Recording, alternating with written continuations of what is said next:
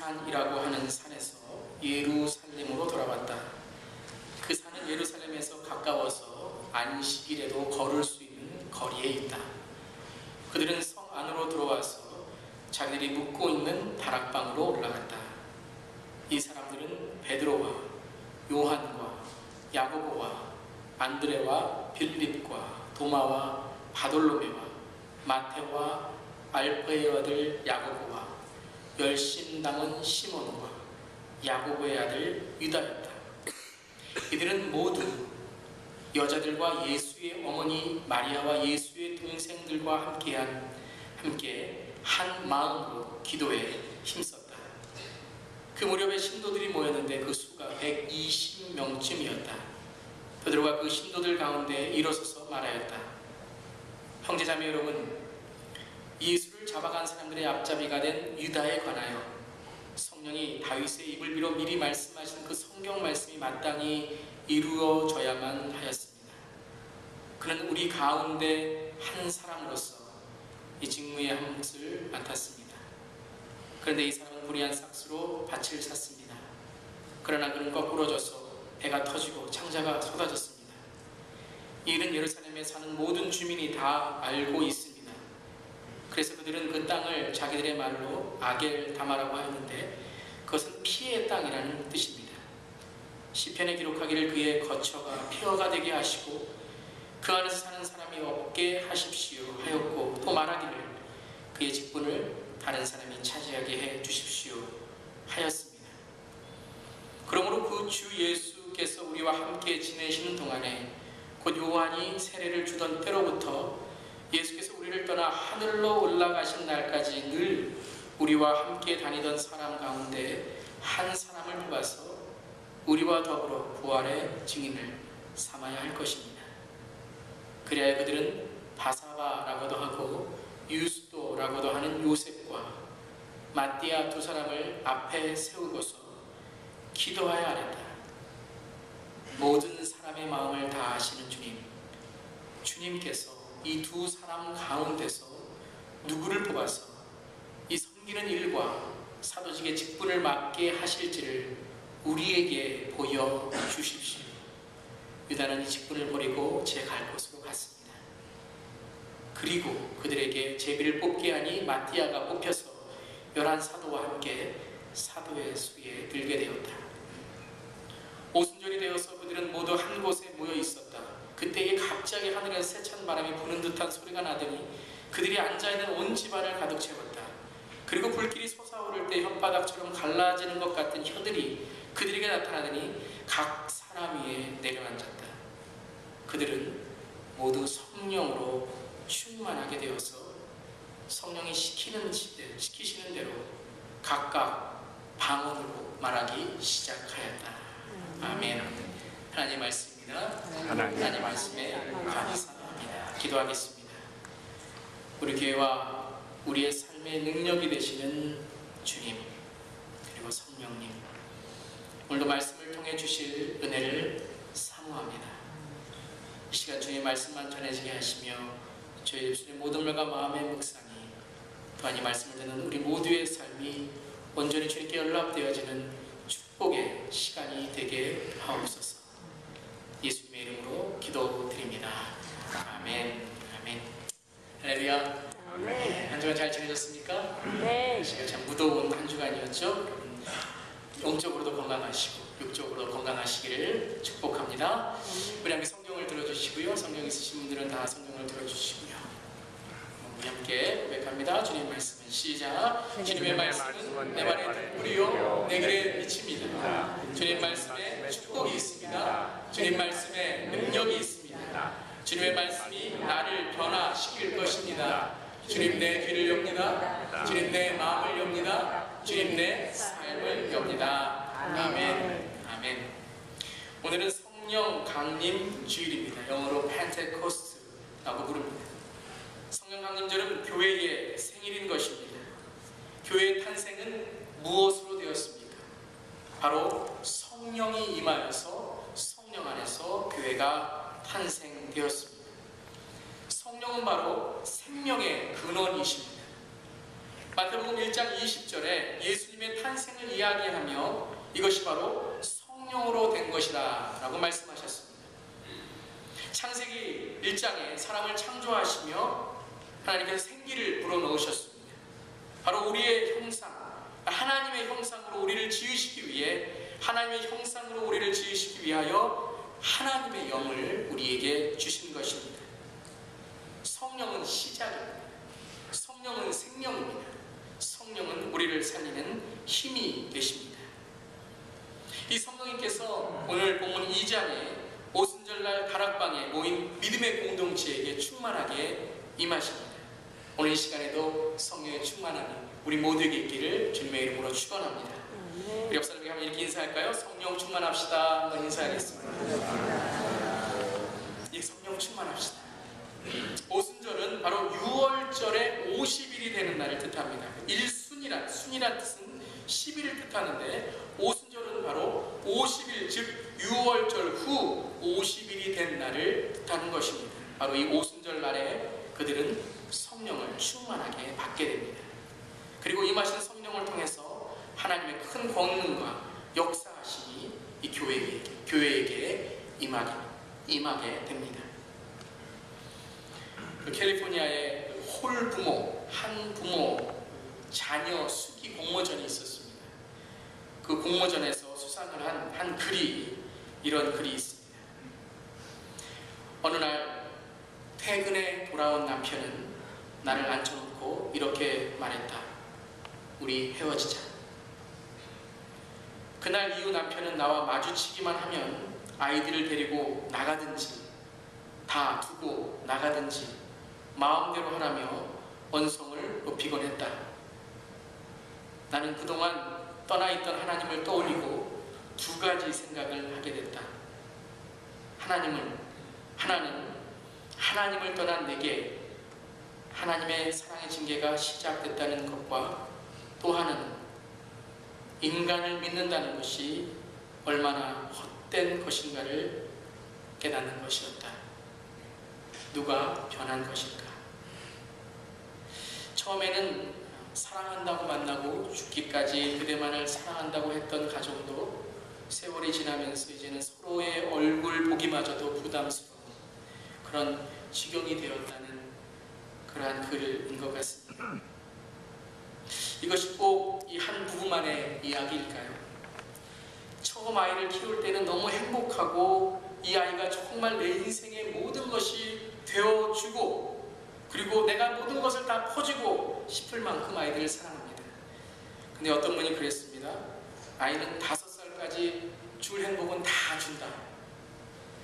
미운 7살, 10살, 그리고 이제는 사춘기에 말끝마다 속이 뒤틀어집니다.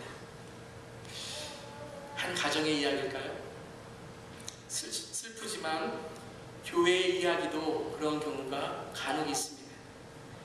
처음 교회 다닐 때는 주님을 위해 살아간다고 결심합니다. 직분을 받을 때, 안수를 받을 때 이제 죽도록 충성하겠다고, 꼭 죽는다는 이야기가 아닙니다. 죽을 것 같이 내가 열심히 헌신한다는 이야기입니다. 그렇게 다짐합니다. 그런데 1년이 지나고 2년이 지나고 10년이 지나면 이제는 하나님이고 예수님이고 별로 마음에 감격이 없습니다.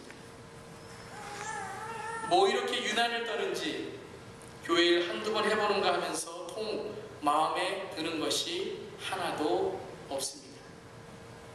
주일에 교회를 와도 예배 드리는 것보다 이제는 식당 봉사하다가 시간이 다 지납니다. 제가 매 주일 제일 먼저 기도하는 것이, 하나님 저 예배 잘 드리게 해주십시오.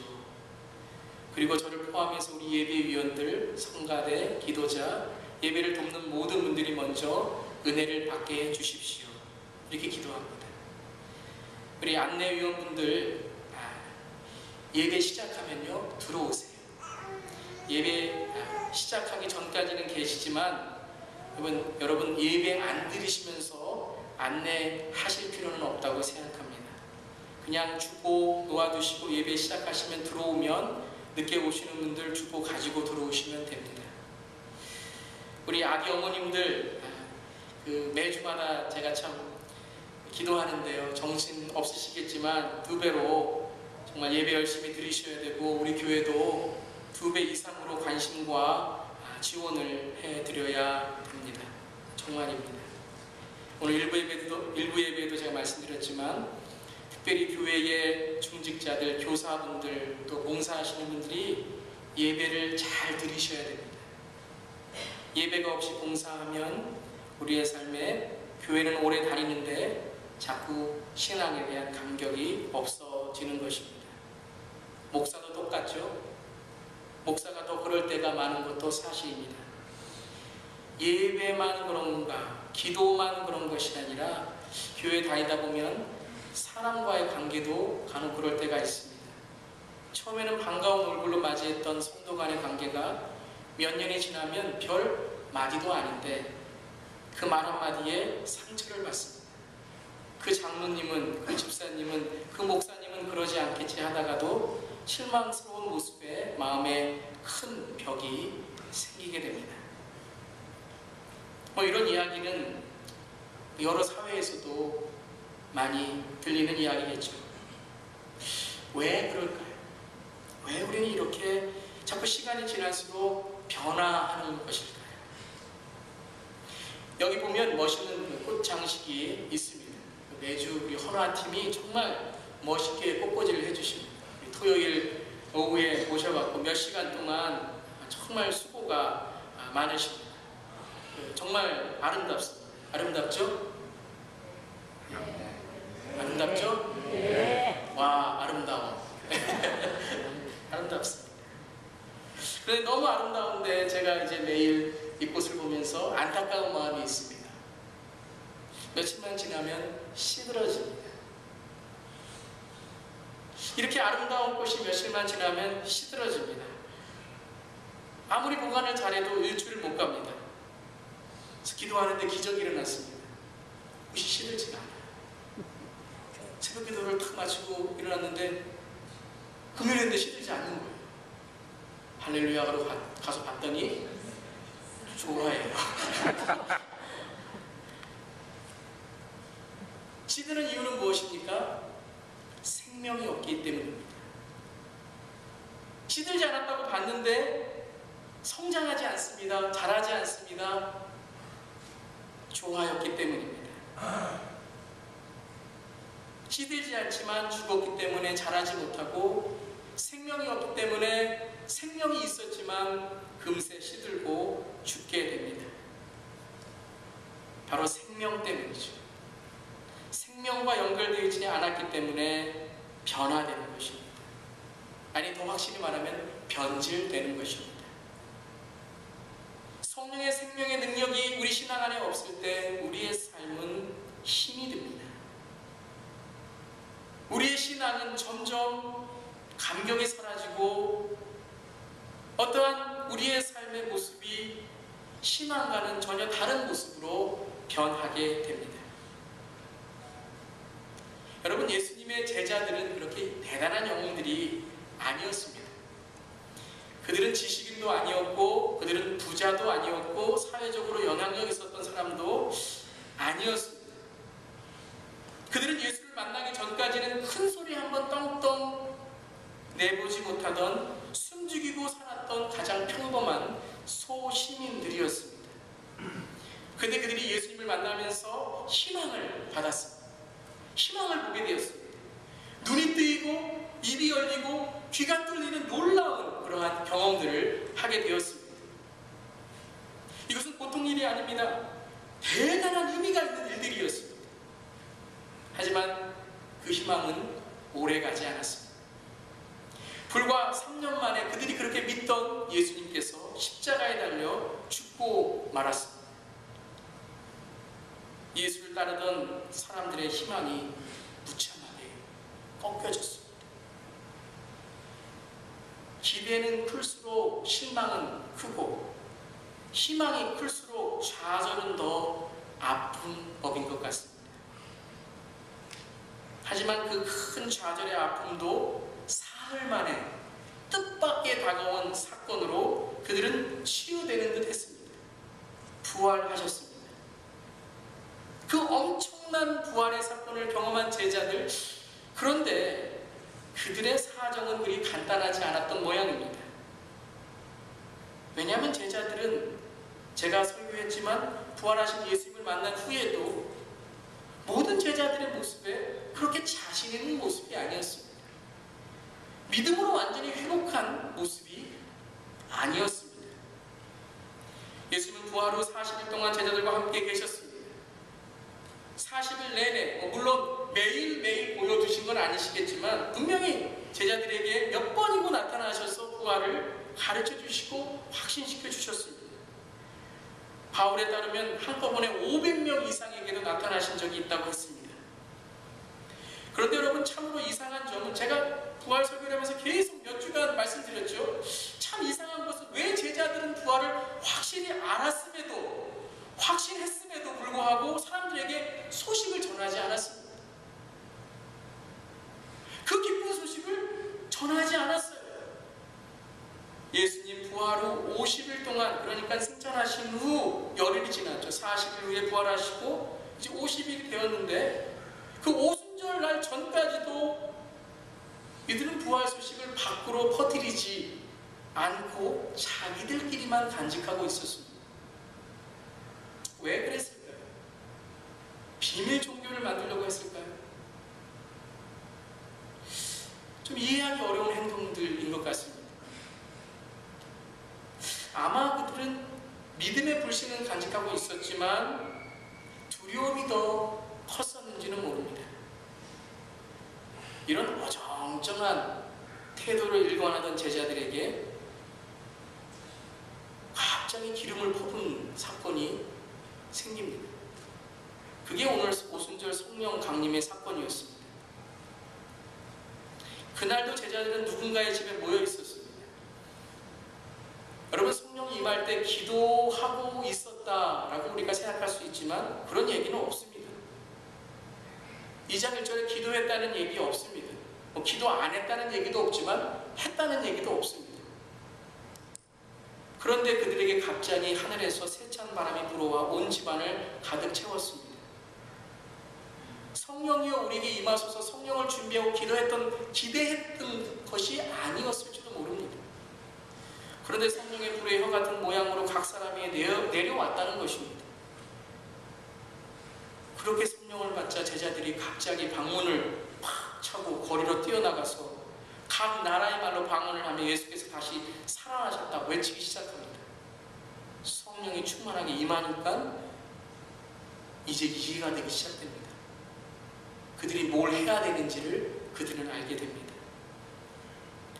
예수님께서 십자가에 못 박혀 죽으시고 사흘 만에 부활하셨습니다. 그리고 40일 계시다가 승천하셨습니다. 그 후에 제자들이 모인 자리에 성령이 임하셨습니다. 충만하게 임하셨습니다. 예수님이 승천하신 후 제자들이 올라가는 모습이 아니라 점점 내려가는 모습입니다. 영적인 상태가 점점 바닥나는 것처럼 그렇게 보일 수도 있습니다.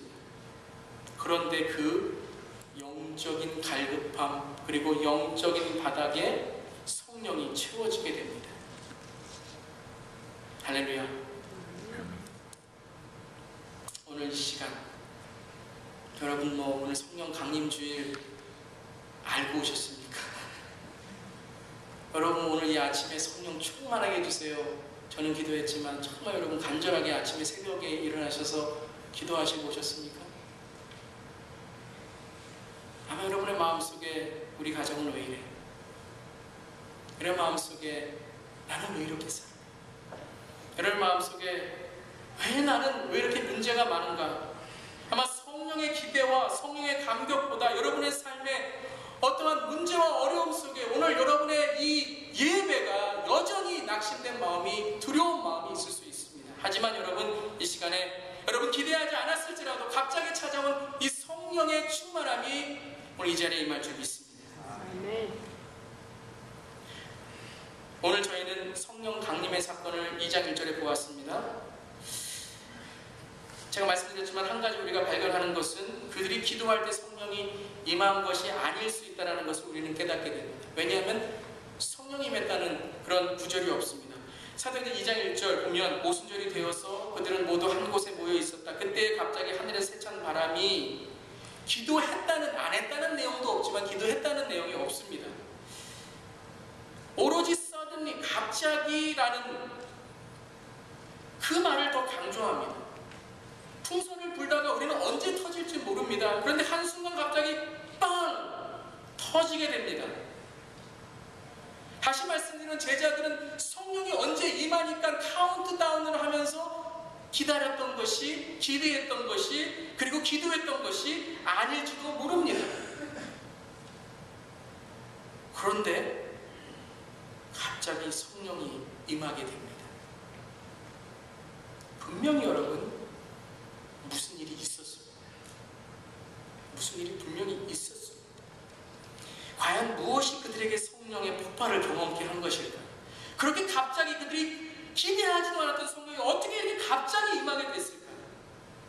50일간 주님을 부활을 목격하고 예수님을 그렇게 깨달았던 사람이 숨겨놓은 꿀처럼, 꿀먹은 벙어리로 그저 자기들만의 이기적인 복음으로 간직했던 이 사람들이 어떻게 성령의 충만함을 받고 갑자기 놀라운 복음의 도구가 되었고, 그리고 베드로가 성령이 충만하게 임하게 되었고, 설교를 할 때 그 많은 사람들이, 믿지 않았던 사람들이 어떻게 예수 그리스도의 복음을 믿게 되었을까? 어떻게 사회를 변화시키고 세상을 변화시키는 사람들이 되었을까? 분명히 무슨 일이 있었습니다. 저는 오늘 2장 1절의 말씀을 우리가 이 성령 강림의 사건을 이해하려면 분명히 그 전에 무슨 일이 있었다는 것을 우리는 꼭 보아야 됩니다. 왜냐하면 그 일 때문에 성령이 충만하게 임하게 된 것입니다. 그들은 지금 무엇을 하고 있었기 때문에 성령이 임한 것이 아니라 그들은 무엇을 했기 때문에 성령이 임한 것입니다. 성경을 읽어보면 성령이 충만하게 임하는 세 가지 놀라운 공통점을 발견하게 되는데, 그 공통점이 오늘 1장 후반절에 등장합니다. 그 일이 일어났을 때에 제자들에게는 갑자기였지만 하나님께는 계획된 성령 충만함이 임하시게 됩니다. 이 시간 다이너마이트가 터질 때 도화선에 불을 붙이듯 성령 충만함의 다이너마이트가 충만하게 임하는, 그러기 위해서 도화선에 불을 붙이는 이 시간 되시기를 주님의 이름으로 축원합니다. 그 첫 번째 성령의 충만함의 자리입니다. 예배 자리가 회복되었을 때 성령 충만함이 임하였습니다. 오늘 12절에 이렇게 말씀하십니다. 1장 12절입니다. 그리고 나서 그들은 올리브 산이라고 하는 산에서 예루살렘으로 돌아왔다. 그 산은 예루살렘에서 가까워서 안식일에도 걸을 수 있는 거리에 있다라고 말씀하십니다. 안식일에도 걸을 수 있는 거리는 어떤 성경에는 half mile, 반 마일이라고 쓰여져 있습니다. 이 안식일에도 걸을 수 있는 거리라는 것은 바로 그들이 예수님을 믿으면서 동시에 율법, 말씀을 깨닫게 되고 그것을 지켰다는 거예요. 이것은 그들이 율법과 말씀을 기억하고 죄를 씻음 받은 것으로만 오늘 말씀을 기억한 것이 아니라 율법을 지키지 않았던, 바로 하나님의 말씀을 지키지 않았던 그 삶을 깨닫게 되었다는 것을 반증해 주는 것입니다. 제자들의 삶을 보면 예수님의 말씀을 한 번도 제대로 기억한 적이 없었습니다. 예수님이 그렇게 잘 설명해 주셔도 그들은 항상 건성건성 들었습니다. 예수님이 제자들에게 그 6월절의 절기, 여러 하나님의 절기를 예배 드리는 것을 강조했지만 한 번도 예배 드리러 그들이 솔선수범해서 갔다는 내용이 기억되지 않습니다. 그들은 예수님을 따라갔지, 그들이 예수님에 대한 그 믿음을 통하여 예배와 절기와 그리고 하나님의 말씀을 정말 자기의 삶에서 지키고 살았던 그런 적이 별로 없었습니다. 하지만 예수님이 승천하시고 그들은 예루살렘으로 돌아왔고, 율법에 기록되어 있는 안식일을 지키기 위해 안식일에 걸을 수 있는 거리, 그 형식을 지키고, 그리고 이제는 그 말씀을 따라 살아가게 됩니다. 안으로 들어왔다고 합니다. 이들은 갈릴리 사람입니다. 갈릴리 제자들에게 이들이 한 행동은 놀라운 변화입니다. 우리는 가끔 예수를 믿는 것은 모든 것이 자유하다고 생각합니다. 예수를 믿는 것은 우리가 속박되는 것이 아닙니다. 자유하는 것입니다. 그래서 뭐 형식이 중요한가, 뭐 외모보다 중심이고 제사보다 순종이지. 맞습니다. 순종이고 중심이 중요합니다. 하지만 여러분, 마음이 바로 된 사람은 매력이 있습니다. 아벨의 제사는 중심뿐만 아니라 합당히 받으시는 하나님의 제사로 그 삶과 제물이 하나님께 온전히 드려졌습니다. 예수님은 율법을 완성하시는 것이지 율법을 무시하시지 않으셨습니다. 가정도 사랑이 중요하지만 사랑은 예의를 지킬 때 나타납니다. 서로를 존중할 때 소중하게 전해지는 것입니다. 가까운 사람이라고 함부로 하는 것은 사랑이 아닙니다. 그건 상처만 줍니다. 그렇습니다, 여러분. 예배가 회복될 때 우리의 삶에 예배가 얼마나 중요한가를 깨닫고 그 예배의 자리를 지킬 때에 성령의 준비를 우리가 하는 것입니다. 성수 주일만이 성령이 충만하게 임한다 라고 말씀드리는 것이 아닙니다. 하지만 매주일 예배의 자리를 지키고 매일 예배의 자리와 경건의 시간을 갖출 때에 우리는 갑자기 임하는 성령님의 충만한 그릇이 될 수 있는 것입니다. 매일 하나님의 말씀과 경건 시간과 주님의 말씀에 민감하지 않으면 갑자기 하나님의 성령이 우리에게 임할 때에 우리는 그 성령에 놀라 도망가고 성령을 조롱할 수 있는 것입니다. 내 안에 성령님의 음성을 깨달아가는 것, 예배의 자리를 마련하는 것, 그때에 갑자기 임한 성령에 충만하게 우리에게 임하시게 되는 것입니다. 성령은 예배의 자리에 임하십니다. 예배의 자리를, 말씀의 자리를 마련하지 않고는 성령은 충만함으로 임할 수 없습니다. 예배의 자리, 말씀의 자리, 오늘 저 여러분의 삶 속에 성령의 자리를 마련하기를 주님의 이름으로 축원합니다. 예배를 통한 말씀의 자리가 우리의 심령에 마련되어 있지 않으면 성령은 우리에게 충만하게 거하시지 못합니다. 문제가 생길 때 더욱 크리스찬은 예배에서 멀어지지 않으려고 해야 합니다. 가정도 문제가 있고 어려움이 있을 때 서로 대화하는 시간, 만나는 시간을 더욱더 노력해야 되는 것입니다. 예배의 자리를 회복했을 때 그들에게 갑자기 임한 성령도 충만한 성령으로 채워졌습니다. 두 번째, 그들은 기도의 자리를 회복했을 때 성령의 충만함이 임하게 됐습니다.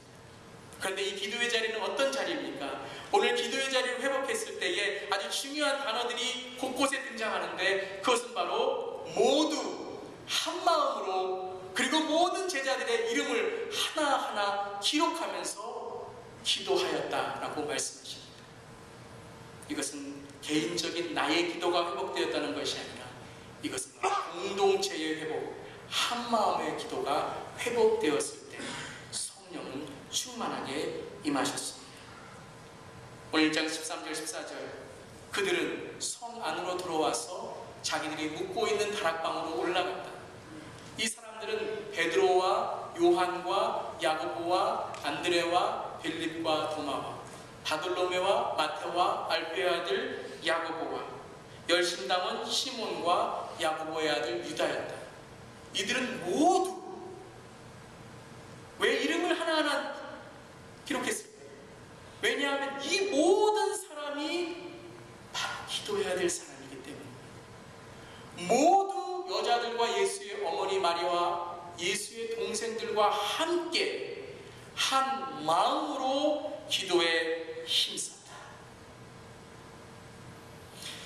여러분, 예수님이 이 땅에 계실 때 가장 중요하게 가르치셨던 것이 무엇입니까? 기도였습니다. 기도의 본을 보이시고 기도하라 하셨고 기도 외에 다른 유가 나갈 수 없다고, 기도가 가장 중요한 우리의 삶의 무기다라고 말씀하셨습니다. 제자들에게 가장 힘들었던 것이 무엇입니까? 기도였습니다. 그렇게 기도하라고 해도 기도하지 않고, 기도하라고 해도 모여라 그래도 기도하지 않고. 여러분, 사탄이 어떤 사람을 제일 우습게 여기는 줄 아십니까? 기도 안 하는 사람입니다. 그래서 바쁘게 만듭니다. 그래서 성공하게 만듭니다. 그래서 돈만 보게 만듭니다.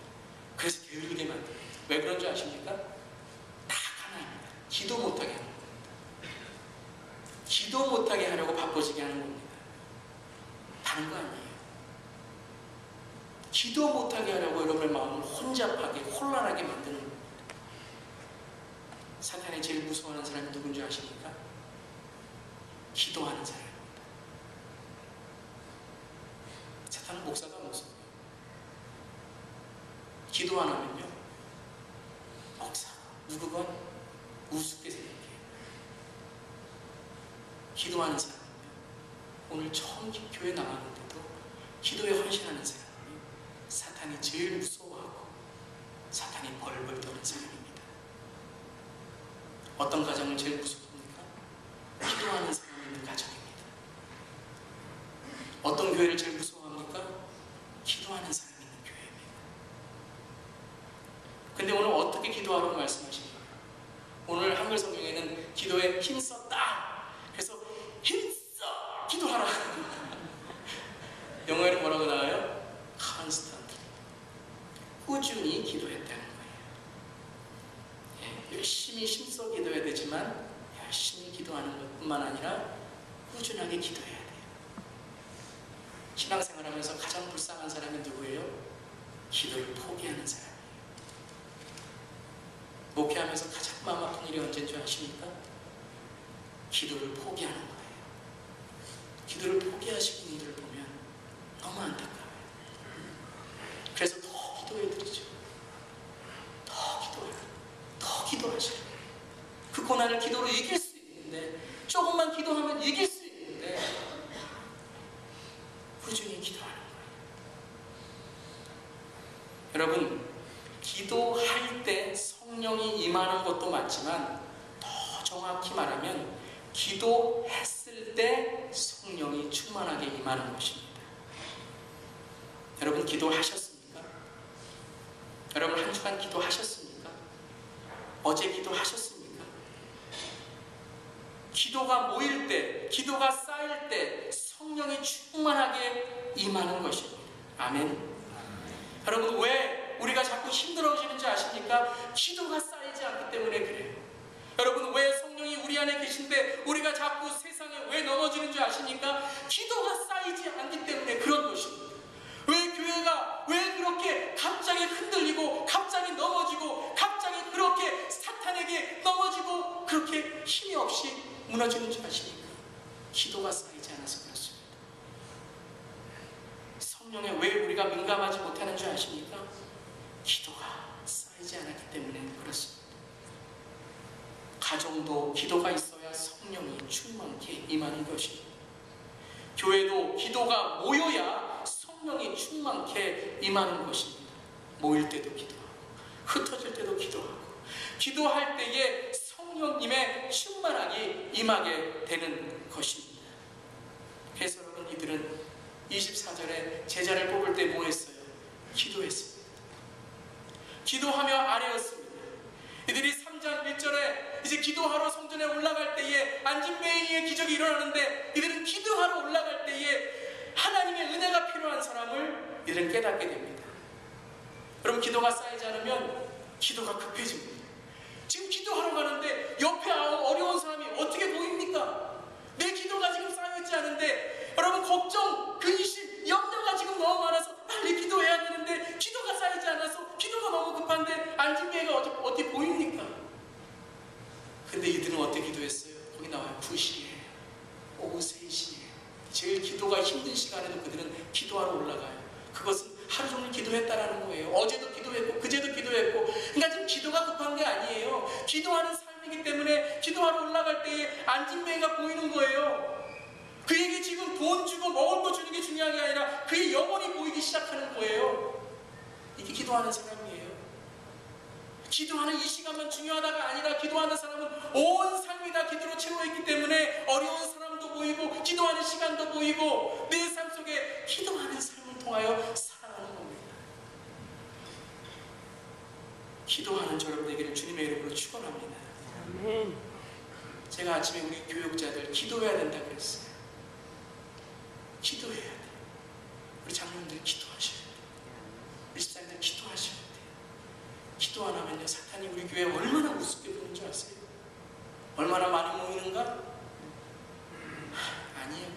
보세요 여러분. 얼마나 많이 모이는가가 기도가 능력이 있는 거예요? 아니죠. 기도하는 교회가 사탄이 무서워하는 교회입니다. 아멘. 아멘. 아니, 지난주에는 아멘 크게 하시더니 오늘은 왜 아멘 크게 안 하세요? 아멘. 아멘. 세 번째는 세 번째를 잘 들으세요. 관계의 자리가 회복됐을 때에 성령 충만함이 임하였습니다. 여러분 말씀의 자리가 회복됐으면 기도의 자리가 회복되었으면 그 자리에 성령이 임하셔야죠. 맞잖아요. 근데 그때 임하지 않았어요. 오늘 15절이 됐는데도 120명이 모이는데도 성령이 임하지 않았어요. 성령이 있었지만 성령이 충만하게 임하지 않았어요. 그러면 분명히 우리의 생각할 점이 있습니다. 예배의 자리가 회복되었다면, 기도의 자리가 회복되었다면 분명히 자동적으로 회복되어야 될 자리가 있어요. 그것은 관계의 자리입니다. 여러분이 정말 예배를 드리셨다면, 여러분 정말 기도로 여러분이 하나님 만나는 성령의 그 임재가 있는 자리를 마련했다면 그 자리엔 관계의 회복이 있습니다. 관계의 자리, 관계의 회복이 있어요. 제자들에게 있어서 가장 큰 치부는 무엇입니까? 정말 생각하고 싶지 않은 과거는 무엇입니까? 숨기고 싶은 일은 무엇입니까? 바로 가룟 유다입니다.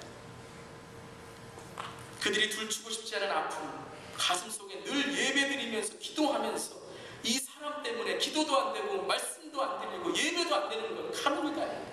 꽉 막힌 부담감, 내 과거 말하고 싶지 않고 그냥 숨기고 싶고 근데 다 알아요. 다 알아. 예수님의 제자 그러면 가룟 유다. 우리도 그러잖아요. 아휴, 예수님 사역 가룟 유다만 아니었다면, 가룟 유다만 아니었다면. 아마 여러분 우리는 알고 있지만 여러분 제자들은요 그 생각하면서 말씀을 들으면서도 기도하면서 그들이 하나 되지 못했다는 것은 무엇입니까? 바로 이 배신자 유다 때문이에요. 그 사람만 생각하면 울분이 터져요. 그 녀석만 생각하면 예수님 안 돌아가셨을 텐데. 예수님 안 돌아가셨을 텐데. 그 가룟 유다만 아니었다. 내가 그때 그 사람만 만나지 않았다면 내가 이렇게 되지 않았을 텐데. 내가 그 일만 아니었다면 내가 이처럼 고생하지 않았을 텐데. 내가 그때 걔만 안 나왔다면, 내가 지금 그 사건만 없었다면 예배할 때마다, 기도할 때마다 마음에 응어리진 그거, 쓴뿌리 그거. 근데 여러분 예배의 회복의 자리, 기도의 회복의 자리가 그리고 이제 막힌 담이 무너질 때에 성령의 충만함이 임하게 됩니다. 관계의 회복이 이루어질 때 내 안에 성령님께서 이 예배의 자리, 기도의 자리로 자유롭게 내 안에서 충만케 임하시게 됩니다. 잘 들으세요. 예배도 기도도 내 삶에 관계 회복이 없을 때 갇혀 있다는 거예요. 갇혀 있다. 가정도 교회도 사회도 우리 모두에게 누구나 가룟 유다 한 사람 하나는 있는 것 같아요. 가까운 사람일 수도 있고 교회의 성도가 될 수도 있고 목사가 될 수도 있고 내 일하는 곳의 직장 동료가 될 수도 있고 아니면 지금은 만날 수 없는 사람이 될 수도 있습니다. 근데 여러분 예배 자리가 회복되고 기도의 자리가 회복되고 관계의 자리가 회복되는 놀라운 성령의 이제 이끄심이 있을 때에 베드로의 말을 한번 들어보세요. 11절 베드로가 이렇게 놀라운 고백을 합니다. 그는 우리 가운데 한 사람입니다.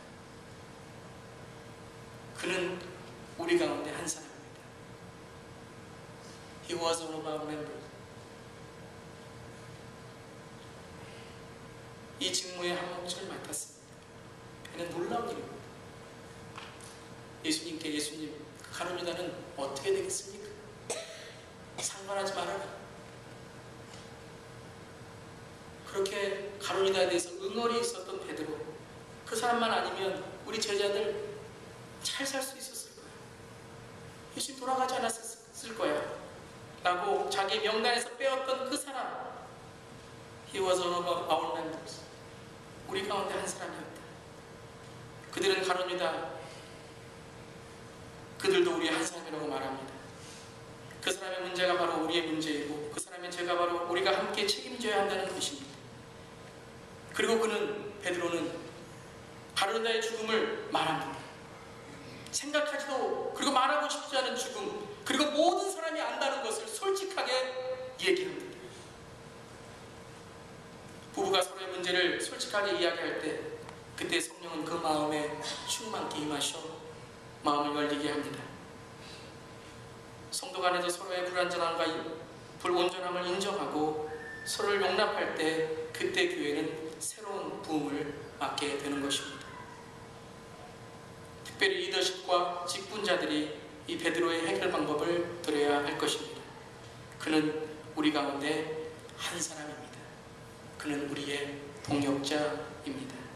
우리는 한 배를 탄 사람들입니다. 그런데 베드로는 이 문제를 어떻게 해결합니까? 문제에 머무는 것이 아니라 문제를 넘어서 새로운 도약으로 나아가는데, 그는 이 문제를 24절에 이렇게 기도합니다. 24절 말씀입니다. 기도하여 아뢰었다. 모든 사람의 마음을 다 아시는 주님, 주님께서 이 두 사람 가운데서 누구를 뽑아서 이 섬기는 일과 사도직의 직분을 맡게 하실지를 우리에게 보여주십시오. 예수님 눈앞에 있을 때는 한 번도 제자들이 예수님 보여주세요, 예수님 정말 예수님 보여주신 대로 하겠습니다 하는 말보다 5,000명은 어떻게 먹일 수 있고, 나도 예수님처럼 이렇게 능력을 갖고 싶고, 예수님 내가 지키겠고, 예수님 내가 어떻게 하겠습니다, 예수님 그래서 되겠습니까? 이런 말만 했던 제자들이에요. 처음에는 따른다고 했지만 점점 변화된 모습들, 아니 변질된 모습들, 그것이 제자들이었는데 이젠 예수님이 눈앞에 보이지도 않아요. 근데 뭐라고 기도합니까? 예수님이 하세요. 예수님이 보여주세요. 예수님이 선택하세요. 예수님이 인도해 주세요. 예수님이 하도록 하면 됩니다. 가정도 내가 아니라, 남편이 아니라, 아내가 아니라 예수님이 하시도록 맡기면 됩니다. 교회도 목사가 아니라, 리더들도 아니라, 성도들도 아니라 오직 예수님이 하시도록 의지하고 주님의 뜻을 구할 때,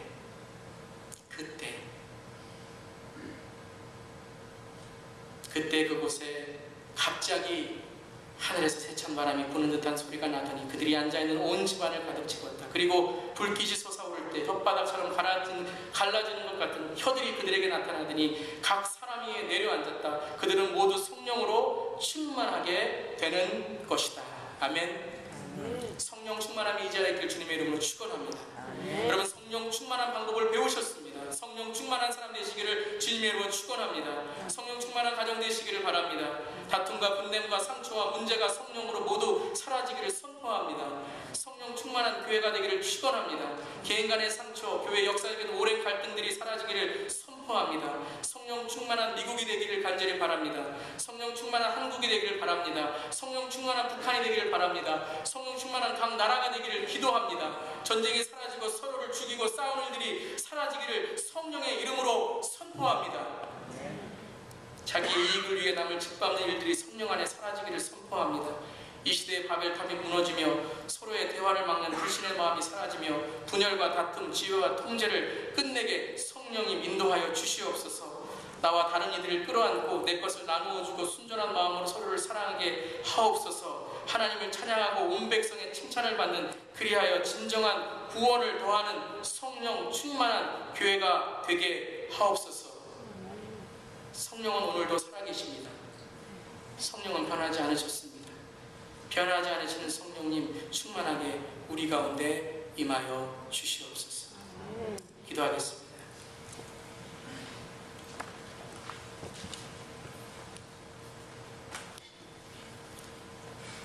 성령님, 김영주 목사 안에 충만하게 임하게 주시옵소서.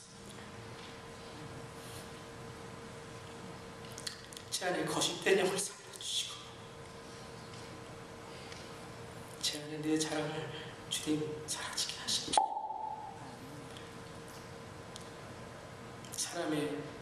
사람의 모습으로만 살아갔던 내 마음을 주님 성령님 충만하게 하여 주시옵소서. 성령님 우리 안에 충만하게 임하여 주시옵소서. 성령님 우리 성도님의 가정에 충만하게 임하여 주시옵소서.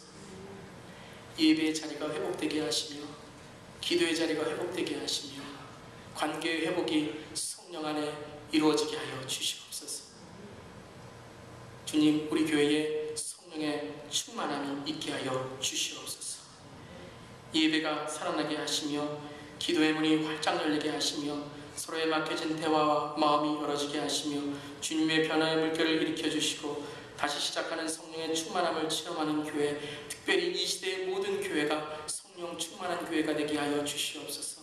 하나님 이 시대의 교회가 예배를 회복하는 교회가 되게 하시고 기도를 회복하는 교회가 되게 하시고 각 교회마다 관계가 회복되며 특별히 세상과의 관계가 예수 그리스도의 사랑을 통하여 회복되는 하나님께 찬양하며 하나님께 칭찬받으며 세상에 칭찬받는 이 시대의 교회가 되게 하여 주시옵소서.